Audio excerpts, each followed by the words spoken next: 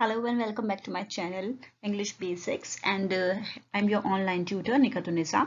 और आज का जो टॉपिक है जो हम कवर करने वाले हैं वो वर्ब्स है। Verbs is one of the parts of the speech.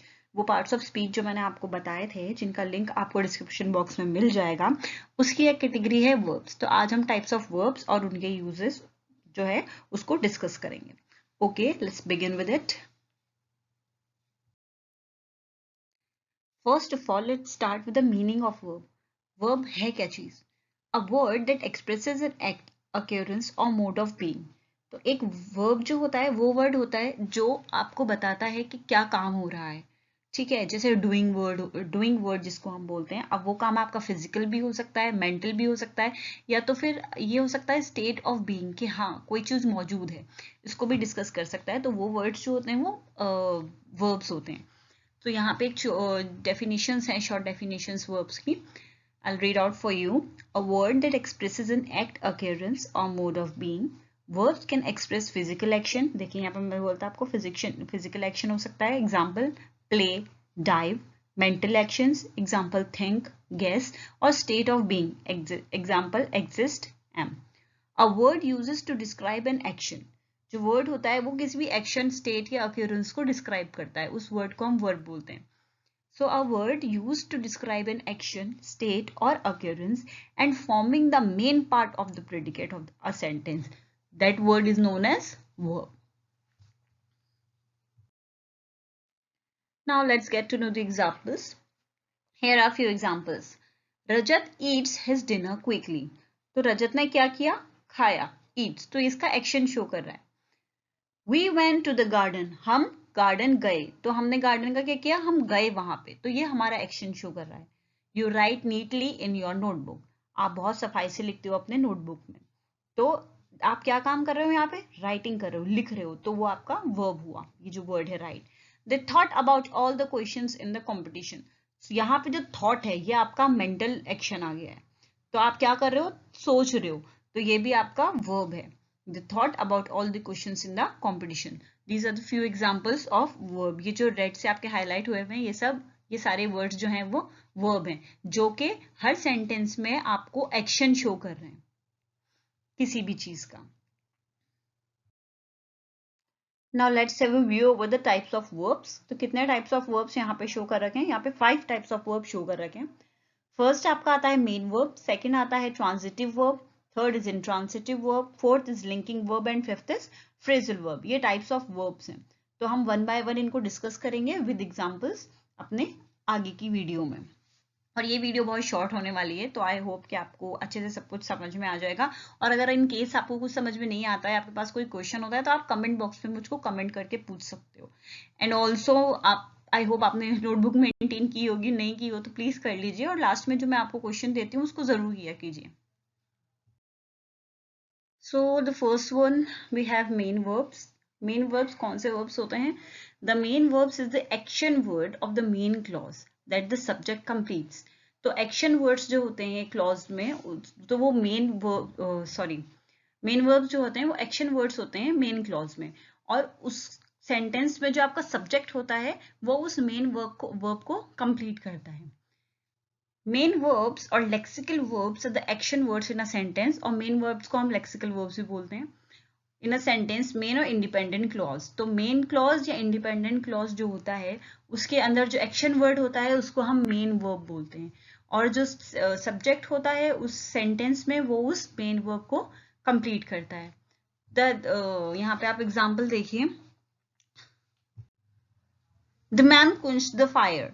In this example, quenched is the main verb. The subject, the man, is completing the action. This is the only verb in the sentence. It is also the verb of the main clause. तो यहाँ पे sentence है, इस sentence में आपको subject क्या है? Subject आपका मैन है। तो जो मैन है वो कंप्लीट कर रहा है मेन वर्ब को। तो what is the subject doing? Subject is completing the main verb in the clause. और क्लॉज आपका है quench the fire।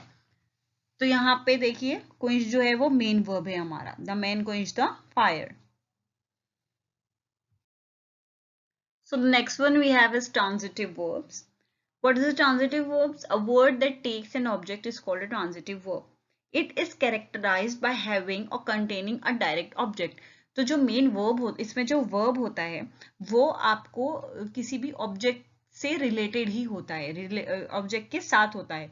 तो इस मतलब आई मीन जो सेंटेंस होगा, उस सेंटेंस में जो वर्ब होगा उसके साथ एक ऑब्जेक्ट अटैच्ड होगा। तो ऐसे जो वर्ब्स होते हैं उनको हम बोलते हैं ट्रांजिटिव वर्ब्स। यहाँ पे एग्जांपल देखिए, शंकर सेंट। तो शंकर सेंट हमें समझ में आ गया, सेंट जो है वो हमारा वर्ब है।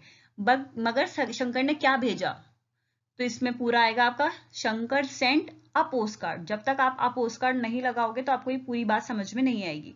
Shankar sent a post card from America. तो जो पोस्ट कार्ड है आपका डायरेक्ट ऑब्जेक्ट हो गया, सेंट आपका इस हिसाब से ट्रांजिटिव वर्ब हो गया क्योंकि सेंट के साथ यहाँ पे जो ऑब्जेक्ट है वो साथ में है उसकी। सेकेंड देखिए आप example, he left what, he left the keys on the chair. तो यहाँ पे आपको समझ में आ रहा है जो ऑब्जेक्ट है वो इससे रिलेटेड है वर्ब से। तो ये जो आपका लेफ्ट वर्ड हुआ ये ट्रांजिटिव वर्ब हुआ है, और इसमें डायरेक्ट ऑब्जेक्ट कौन सा है आपका, कीज है।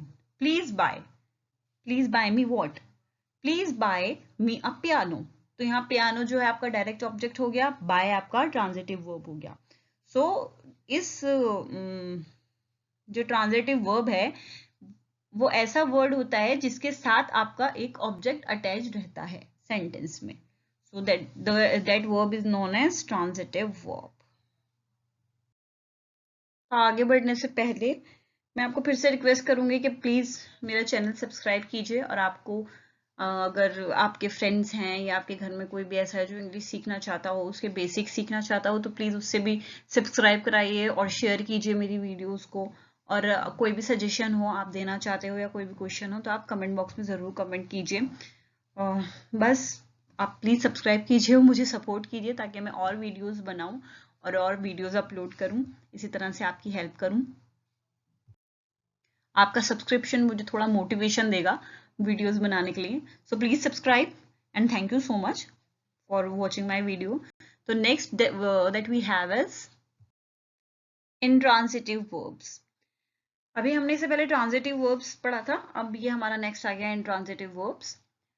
तो it does not require any object to complete the sentence. तो पिछले ट्रांजिटिव वर्ब में जो था वो उसमें एक ऑब्जेक्ट चाहिए था हमको कंप्लीट करने के लिए सेंटेंस, मगर इन ट्रांजिटिव वर्ब्स में हमको कोई ऑब्जेक्ट नहीं चाहिए होता सेंटेंस कंप्लीट करने के लिए। That means there's no word in the sentence that tell us who or what received the action of the verb. तो इस सेंटेंस में हमें कोई भी ऐसा वर्ड नहीं है जो हमें ये बताएगा कि ये किसने कहा और क्यों कहा और किसने रिसीव किया, मतलब किसी भी क्वेश्चन का आंसर करेगा। It is an action verb expressing a doable activity like arrive, go, like, lie, sneeze, etc. तो ये जो ये जो सेंटेंसेस होते हैं ये सिर्फ आपको नॉर्मली किसी का भी एक्शन बताएगा। इसमें आपको ये नहीं बताएगा किसने किया, किसके लिए किया, क्यों किया, ऐसे किसी भी क्वेश्चन का जवाब नहीं देगा। देखिए नीचे एग्जाम्पल है, द बॉय लाफ्ड लाउडली। ये हमें समझ में आ गया, सब्जेक्ट क्या है इसमें, बॉय है। जो बॉय था वो हंसा जोर से, बस। इसको आगे ये इसमें कोई भी ऑब्जेक्ट इसके साथ नहीं है, क्यों हंसा, किस पे हंसा। तो ऐसे सेंटेंसेस जो होते हैं हमारे इंट्रांजिटिव, ये जो ऐसे सेंटेंसेस होते हैं इसमें जो वर्ब्स होते हैं इनको हम इंट्रांजिटिव वर्ब्स बोलते हैं, जिसमें हमें किसी ऑब्जेक्ट की जरूरत नहीं होती पूरा कंप्लीट करने के लिए। द बेबी क्राइज, बेबी जो है वो रोया, बस ये ओवर हो गया सेंटेंस। बेबी इसमें आ गया आपका सब्जेक्ट और क्राइज इसमें आ गया वर्ब, लेकिन इसमें कोई ऑब्जेक्ट नहीं है इसको सपोर्ट करने के लिए, ना इसके साथ में है। तो ये जो क्राइज वर्ब है ये इंट्रांजिटिव वर्ब है। Okay, see here's a table which is showing the difference between transitive and intransitive verbs. तो transitive verbs और intransitive verbs में difference आपको साथ में यहाँ पे मैंने दिखा दिया है। Transitive words denotes an action which passes over from doer or a subject to an object. तो इसमें जो subject होता है उसके साथ में object होता है, ठीक है। वो action बताता है जो pass होता है subject से object पे। और जो आपका intransitive verb होता है it denotes an action which does not pass over to an object or which expresses a state of being. तो intransitive verb में वो जो एक्शन होता है वो सब्जेक्ट से ऑब्जेक्ट पे नहीं ट्रांसफर होता है, ये सिर्फ एक्सप्रेस करता है स्टेट ऑफ बीइंग, जो भी हो रहा होता है उस चीज को एक्सप्रेस कर देता है, उस एक्शन को एक्सप्रेस करता है। और कुछ नहीं है। देखिए यहाँ पे एग्जांपल्स आप ट्रांजिटिव वर्ब्स के, the principal hoisted the flag in the school, तो यहाँ पे होइस्टेड आपका वर्ब आ गया और इसमें जो ऑब्जेक्ट है वो आपका फ्लैग आ गया। The principal hoisted the flag in school, तो ये जो होइस्टेड वर्ड है ये आपका ट्रांजिटिव वर्ब है। चाचा Nehru like children very much, my sister has written a novel in English. तो यहाँ पे जो आपको येलो में दिख रहे हैं ये सारे वर्ब्स हैं और जो आपको रेड में दिख रहे हैं ये सारे ऑब्जेक्ट्स हैं। और हर सेंटेंस में ये जो वर्ब है, सॉरी ये जो सब्जेक्ट है, सब्जेक्ट अपना एक्शन जो है वो ऑब्जेक्ट पे ट्रांसफर कर रहा है। ठीक है, तो ऐसे जो सेंटेंसेस होते हैं इसमें जो वर्ब्स होते हैं उनको हम ट्रांजिटिव वर्ब्स बोलते हैं। सेकेंड आ जाइए आप इंट्रांजिटिव वर्ब्स पे। इसका एग्जाम्पल देखिए, he ran a long distance, the boy sleeps, sorry the baby sleeps, there is a flaw in this diamond. तो इसमें सिर्फ स्टेट ऑफ बीइंग बताया है। यहाँ पे एक्शन देखिए, एक्शन क्या है आपका, रैन आ गया, ही रैन लॉन्ग डिस्टेंस। यहाँ पे स्टेट है कि क्या कर रहा है बच्चा, बच्चा सो रहा है, द बेबी स्लीप्स, यहाँ पे स्लीप्स जो है वो वर्ब है। There is a flaw in this diamond, ये बीइंग है, ये इसका बता रहा है कि इसका अपीयरेंस कैसा है, यहाँ पे फ्लॉ आ गया है। तो ये जो तीन वर्ड्स हैं ये आपके वर्ब्स हैं और इसमें किसी भी ऑब्जेक्ट की जरूरत नहीं है इसको कंप्लीट करने के लिए सेंटेंस। तो फिर ये जो वाले वर्ब्स जो हैं आपके इंट्रांजिटिव वर्ब्स हुए। I hope you got the difference between the two. You can pen down these the short notes. It will be very helpful to you. आप इसको कॉपी कर सकते हो आपके एग्जाम्स या आपकी क्लास के नोट्स वगैरह के लिए। So next we have is linking verbs. Linking का मतलब सबको ही पता है, कनेक्ट करने को हम लिंक करना बोलते हैं, किसी चीज को किसी चीज से कनेक्ट करना उसको हम लिंक करना बोलते हैं। So the words that connects the subject of a sentence with an adjective, noun or descriptive phrase. These verbs acts like links between their subjects and their complements. तो ये जो वर्ब्स होते हैं ये क्या करते हैं, सब्जेक्ट को बाकी जो फ्रेज होता है आपका सेंटेंस का उससे लिंक करते हैं, कनेक्ट करते हैं। यहाँ पे देखिए एक छोटा सा टेबल आपको दिख रहा है, पहले सब्जेक्ट होता है, उसके बाद लिंकिंग वर्ब होता है, फिर सब्जेक्ट कॉम्प्लीमेंट आता है। तो ये लिंकिंग वर्ब जो है वो सब्जेक्ट और सब्जेक्ट कॉम्प्लीमेंट को कनेक्ट करता है। Some words denotes a certain state or steady condition. They are called stative linking verbs. Okay. कुछ वर्ड्स होते हैं जो कि स्टेट बताते हैं या तो फिर एक परमानेंट कंडीशन बताते हैं सब्जेक्ट, तो उन जो वो वाले वर्ब्स होते हैं उनको हम स्टेटिव लिंकिंग वर्ब्स बोलते हैं। So let's go to the example of this. Here is it. यहाँ पे दो एग्जांपल्स आपको शो हो रहे हैं। फर्स्ट में देखिए द बॉक्स, यहाँ पे लिंकिंग वर्ब क्या आपका इज, और जो इज है ये वाला है static verb. The box is a present, जो बॉक्स है वो क्या है, गिफ्ट है। तो जो बॉक्स है आपका सब्जेक्ट है और अब प्रेजेंट जो है वो सब्जेक्ट कॉम्प्लीमेंट है, और इन दोनों को लिंक कौन सा वर्ब कर रहा है, इज। ठीक है, so a present it is identifying the box. A present क्या चीज है, वो ये वाला बॉक्स एक प्रेजेंट है, तो ये आइडेंटिफाई कर रहा है यहाँ पे और इसको कनेक्ट कर रहा है इज। सेकेंड एग्जाम्पल देखिए, द बॉक्स स्मेल्स फनी। तो सब्जेक्ट यहाँ आपका बॉक्स आ गया है, लिंकिंग वर्ब आपका स्मेल्स आ गया है और सब्जेक्ट कॉम्प्लीमेंट फनी। तो बॉक्स को डिस्क्राइब क्या कर रहा है, फनी डिस्क्राइब कर रहा है, तो ये सब्जेक्ट कॉम्प्लीमेंट है। So these are the linking word that are connecting the subject and the complement. These are the two examples of that. Let's get to our last topic, phrasal verbs. The verb and the adverb particle together form a phrasal verb. Each phrasal verb form a single meaning. Phrasal verbs can be transitive or intransitive.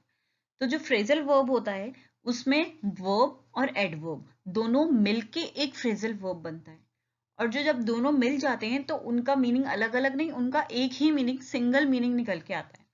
और जो phrasal verb है वो transitive भी हो सकता है और intransitive भी हो सकता है। यहाँ पे एग्जांपल देखिए, the plane took off after repairs.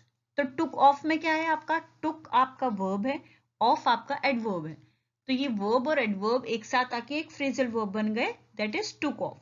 तो टुक ऑफ का मतलब क्या होता है, left the ground and went up in the air. Second, he gave up smoking. यहाँ पे गेव वर्ब है, अप आपका एडवर्ब है, ये दोनों मिलके क्या बन गया आपका फ्रेजल वर्ब बन गया। He gave up smoking and gave up means stopped. I came across this story in a magazine. Came across में आपका केम जो है वो वर्ब है एंड अक्रॉस इज एडवर्ब, ये दोनों मिलके आपका फ्रेजल वर्ब बन गया है। और केम अक्रॉस का मीनिंग क्या है? टू फाइंड समथिंग और someone by chance. So phrasal verbs कौन से होते हैं? जिसमें वर्ब और एडवर्ब जो पार्टिकल्स हैं वो एक साथ आते हैं और दोनों मिलके फ्रेजल वर्ब बन जाते हैं और उनका एक सिंगल मीनिंग होता है। यहाँ पे आपको 3 एग्जाम्पल दे दिए हैं। So with the last we have think and write. Again a practice for question for you. Look around you and write 2 to 3 sentences using different kinds of verb of the actions you noticed around you. आप अपने चारों तरफ देखो, कुछ ना कुछ हो रहा होता है, ठीक है? आप उसको पेन डाउन करो, लिखो और उनमें से आप बताओ आपने कौन कौन से वर्ब नोटिस किए और उसको अंडरलाइन करके उसको मेंशन कीजिए कि ये वाला वर्ब है, ये वाला वर्ब है। आपको कुछ और ज्यादा सोचने की जरूरत नहीं है, आप अपने चारों तरफ ही देख लो।